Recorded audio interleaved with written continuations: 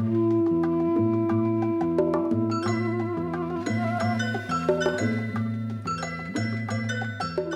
everyone, welcome to the ImmortaliTea podcast. I'm your host Jake, here with Josh once again. Today we're going to taste a kind of tea that we haven't had on before, I believe, a Dan Cong Oolong. Dan Cong means single trunk or single bush. We'll explain just why that is in a moment. For now, let's get everything started here. I always like to preheat the vessels, wake everything up.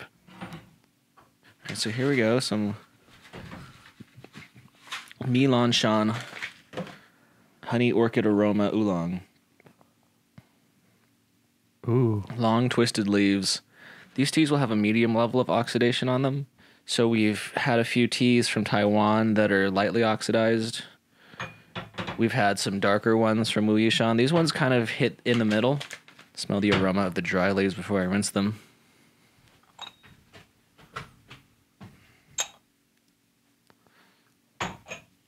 Wow.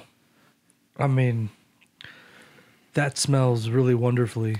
I mean, what it smells like is it smells fruity.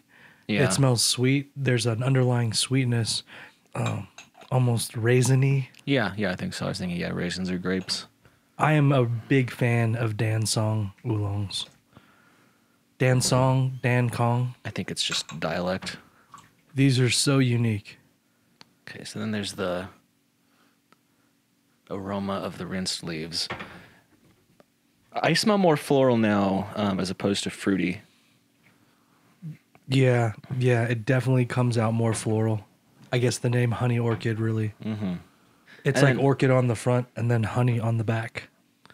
And I like to kind of use the rinse to also run through the cups. In pitchers, you just get the tea oil sort of started. I feel like it makes a small but somewhat noticeable difference. I'm going to do fairly light steeps on this one. These will go, I think, a little longer than a Oolong. You can get maybe like 5, 6, 7 good steeps out of these, in my experience. So let's just taste the tea. We can talk about what we're tasting. Bottoms up. Cheers.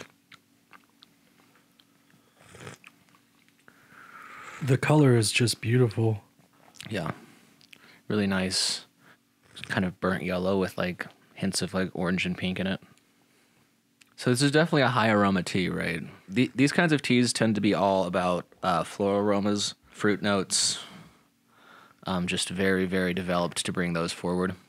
So this one is called Honey Orchid Aroma. So there's a very strong orchid note to it. Orchid being like kind of like a very especially pungent flower. But there's also like a bit of sweetness on the body too.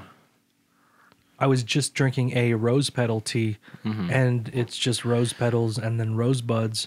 And what's interesting is this still has those floral qualities of drinking a flower-based tea, except it's not made of flowers at all. Well, it actually has like some body too, I would assume, as opposed to the rose petal tea. Oh, yeah. Like the rose petal tea had like a front and a middle note and everything went away, whereas this has a really nice orchid flowery front, almost with a nice sweetness. And then the middle note extends into the aftertaste. And then, the floral note slowly goes away. I mean, it's good. So this steep has a little more body, I feel like. The leaves have opened up a bit. It should get stronger on the 2nd through 4th steepings. It's really nice. It's like the honey's almost coming out. Yeah. So this kind of tea is from an area called the Phoenix Mountains in Guangdong, China. Dan Cong, like I said, means single trunk or single bush. And what that refers to is the unique qualities of each specific tea tree. So these teas come from a mountainous area. They're not really like low elevation, like planted tea fields. These tea trees are allowed to grow something resembling a wild state. So spaced apart in kind of like not in rows, just kind of in nature. And they're allowed to grow into actual trees as opposed to like small cultivated bushes. I did not know that. I've been drinking this style of tea for a couple years whenever it's available, and I didn't know that it just kind of was almost like, wild grown tea. It's close. It is planted. So the first tea trees what came to the Phoenix Mountains several hundred years ago. The ones we drink now are descendants of a Xian bush, so a Wu Yi Yansha varietal. How long ago was that variety of bush brought to the area? Well, we know it was over 500 years ago because we know there are tea trees in the area that are over about 500 years old. Wow. So these teas are produced from clippings mostly. Someone will have a tea bush with a certain aroma that they like. And then they'll take a clipping of it and replant that clipping, and this is what single grove or single tree or single bush means.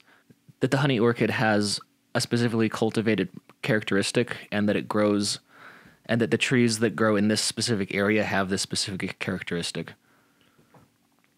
That really makes sense because it's like cloning apple trees or like other fruit trees where you've identified kind of the mother plant that has all of the good genetics, and then you're cloning it like tea, fruit, cannabis, other plants like that, just to get that specific genetic. And so there's dozens of other varietals of Dan Cong Oolong. Another one we sell is almond aroma, which has a very clear, very distinct almond note. It's very interesting. Others that we've had, we call dark leaf or Daoye. Those particular trees have like larger, darker leaves. There are many others. So the Phoenix Mountains, have they been growing tea for a long time there? And then does Dan Cong specifically come from the Phoenix Mountains, or are there other areas that produce it? There's not a technical definition that's like enforced by like a tea body or anything, but anything called a Dan Cong should come from the Phoenix Mountains, or at least the surrounding areas. Even though I guess technically the term could be applicable elsewhere, because these teas actually do have like a lot in common with pu'er, at least as far as their cultivation goes. It is very unique. I mean, compared to all the other oolongs, whether it's a rock oolong that we've tried before on previous episodes or a high mountain oolong, this just has flavor notes that almost seem impossible in a tea. And it's almost, when you taste it, you're like, how does that have a flower note? It doesn't look like a flower. Yeah, but it's like drinking flowers. Yeah, it really is. So steep number 4. I also think do you think temperatures are really important with the Dan Songs? Because, some of their flavor profiles could be burnt out with, if you all of a sudden start pouring 200-degree water. Or like, what do you think is like the best? So boiling water is fine for these. It is an oolong, so the twisting of the leaves helps protect them. Also, something somewhat distinct about ours is that they are roasted in like a Yansha style. The Dan Kongs don't always get that, but the farmer that we work with prefers them roasted. Something that we'll do is protect the more delicate flavors, lock them in. It certainly adds a bit of a charcoal or roast note, sort of like a Yansha. You're right about that roast note. I didn't know what quite it was, but I was like, why is that? Yeah, and it also makes them better to age too. So this one is 2019. It's not a fresh tea, right? There is a lot of flavor in there. This one is over 2 years old, and it still has this amount of freshness. So certainly they're good to age, at least if they're roasted. Otherwise, they're more like a Taiwan oolong or just a green tea, wherein you would want to consume them as fast as possible after harvest. But the ones at Trident are good to age and sit on for sure. In the cafe, how popular are Dan Kongs among the cafe goers? For me, Dan Kongs are surprisingly popular. We go through them pretty fast, and certainly like I tend to notice that the people who are more of tea nerds tend to gravitate towards them more than maybe other types of tea. I could see that. And I mean, if I made this for any normal person who doesn't drink tea, I think they would start to really like tea. Yeah. Because I mean, this is really the more complex story of tea right here. What steep do you think we're on? This will be the 5th. 5th? So I extended the steep time slightly there because I feel like the leaves are basically open at this point. But you can see the level of oxidation on that just from how, kind of off green it is. It's not all the way dark like some very oxidized ones are. It's not a black tea, but it's also not green. It's like greenish, but with like obvious withering and bruising. So that's what a medium level oxidized tea looks like. The honey smell is really coming off of this. Yeah, they're more than the flower. Like the flower's gone away, but that's beautiful. Yeah, those leaves are still full of aroma. Good oil on the body, right? Yeah, I really like it. Like, I was very surprised by these, and then I quickly fell in love with them. When do you think these are good to drink? Because some teas are more seasonal than others. Sure. So I actually do really enjoy these kind of like in the early fall. Like that's sort of like when they hit most for me. They're definitely good any time of year, but yeah, I definitely end up drinking them early fall, definitely mid fall, late fall, even into the winter. I'll definitely kind of mix it up a little bit. I like these during kind of cool autumn weather. Yeah, I don't know why. Yeah, no, it's just one of those things. That's when it hits. And then just like you said, sometimes when I want something that has a little bit of that pu'er feel, but is lighter and has a more floral feel, then I'll just throw this into the rotation. Well, it's nice, yeah, because it is older trees and they are in a biodiverse environment. So, you know, when we've talked about this before, when tea plants are bunched close together, they are kind of competing for the nutrients. But when they're spaced apart and then there's other plants contributing to the ecology, then you can kind of taste the. I don't know. There's definitely just different quality in terms of strength and feeling. Like there's an oomph to this tea. It's very subtle, but there is like an oomph.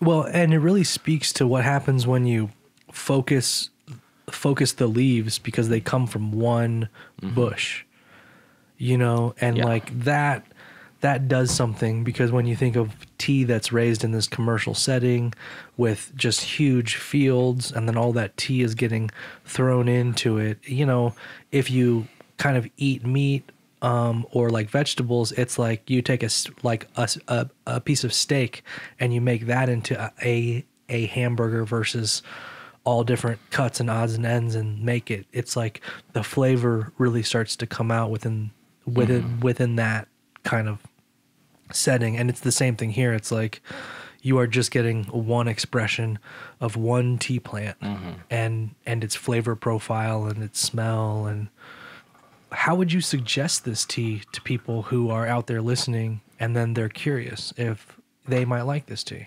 Yeah, so this one is definitely one for aroma seekers, people who like a really high aroma tea.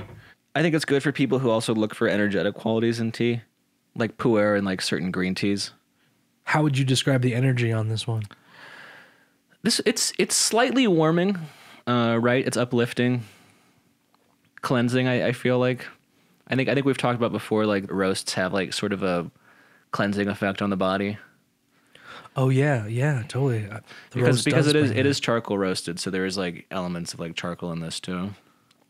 So you're getting the benefits of like the ecology of like the place that it comes from and from the charcoal of the roast. Was this one roasted with any specific type of charcoal, or do we know? It was roasted in the traditional way. So this one was roasted twice at like a medium level, about, which is a lot again for a Dan Cong. Some Dan Kongs aren't roasted at all. I definitely feel the uplifting one off of this, just because anything floral always just makes me feel energized, uplifted. Yeah, so it's an interesting amalgamation of qualities. There's like a springy quality, but then like a more warming quality as well. So it's a very balanced tea in that way. Feels really, really good to drink. I feel like we could steep this one for a while. We probably could. How many steeps do you think the listeners could get out of their Gaiwan of Dan Cong? Yeah, so this one will be our 7th steeping. I increased the steep length on the last, on the 6th, so I'll increase it to maybe like 30 seconds on this one, somewhere in that neighborhood. But the last one was strong. It was good. It still feels like it has a lot of strength and oomph to me. Yeah, still a lot of aroma, fruit notes, sweetness. Yeah, those leaves are still going, it seems like. So I guess we'll just keep drinking this tea. Maybe this one can go for like, what, half a day? Could you drink this one the whole day? You could certainly steep it in your Gaiwan, then dump it in a mug, drink it grandpa style the rest of the day. So maybe more like a not your full day steep, maybe a quarter No, day well, or half no. day. Half day. Let's not be greedy. Yeah. And I mean, even 8 to 12 steeps is great. I mean, Yeah. that is a great place to be for a tea. Yeah, this is our 7th. So they definitely go longer than Wu Rock Oolongs for the most part. Not quite as long as Rapur, but it's pretty close. It looks beautiful, dark, rich, pink, orange, yellow. Yeah, this steeping is really mellow. The body is full. The mineral characteristic is strong. So where can people find this tea and other Dan Congs or Dan Songs on the Trident? Yeah. So this tea, the Lan Xiang Honey Orchid Aroma, you can find online at tridentcafe.com/teas or in our cafe on Pearl Street in Boulder, Colorado. Okay, everyone. Well, thank you for joining us once again. I'm your host, Jake, here with Josh. Hope you enjoyed your time with us. Thank you. We'll catch up with you on the next episode of the ImmortaliTea podcast.